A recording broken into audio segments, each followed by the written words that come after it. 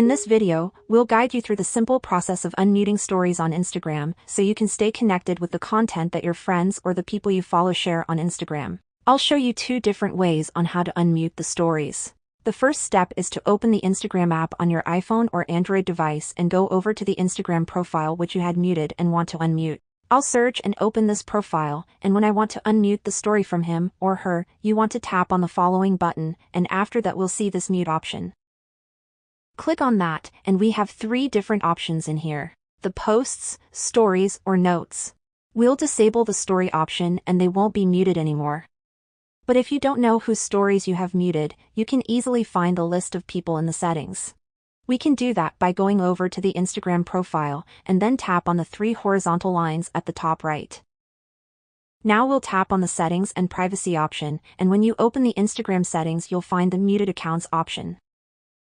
That's going to show us a list of all the accounts that we have muted on Instagram, whether they are stories, posts, or notes. Open any of the profiles on which you want to unmute the story, and simply unmute it.